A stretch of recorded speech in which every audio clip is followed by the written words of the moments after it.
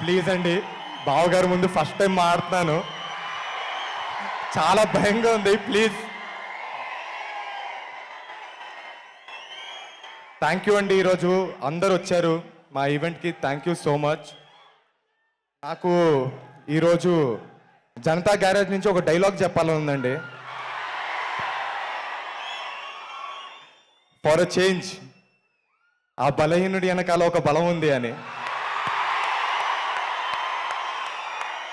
నాకు ఈ మాట ఊరికే చెప్పట్లేదండి. నేను ఇందాక రామ్ చెప్పినట్టు, సంగీత్ చెప్పినట్టు, మేము మ్యాట్ సినిమా షూటింగ్ అయిపోయిందండి, ప్రమోషన్స్ చేస్తూ ఉన్నాం.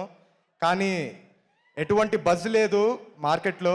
ఆ టైంలో బావగారు ఒక ట్రైలర్ లాంచ్ చేశారండి.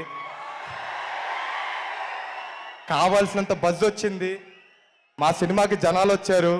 ఆ తర్వాత మీకు తెలిసిందే, పెద్ద హిట్ అయింది. ఈరోజు మీ ముందు మ్యాట్ 2తో వచ్చాం. థ్యాంక్ యూ సో మచ్ బావా, మీకు ఎప్పటికీ రుణపడిపోయి ఉంటాం. అలానే బావగారు సినిమా చూసిన తర్వాత నాకు ఒక మాట చెప్పారండి, ఈసారి ఈజ్ బాగా పెరిగిందిరా నీలో యాక్టింగ్లో అని. థ్యాంక్ యూ సో మచ్ బావా.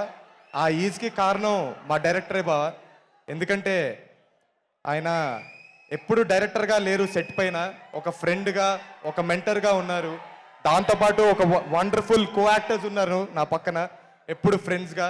విష్ణు మామ కావచ్చు, యాంటోనీ కావచ్చు, కార్తికేయ కావచ్చు, లడ్డు విష్ణువే అండి. సత్యం రాజేష్ గారు, థ్యాంక్ యూ సో మచ్.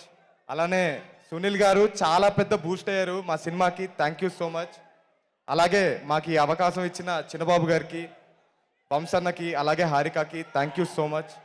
ఇంకా చాలా సేపు అయింది, మీరు చాలా వెయిట్ చేస్తున్నారు. బావగారు చాలా రోజులైంది మాట్లాడి, మేము ఎక్కువ మాట్లాడకూడదు.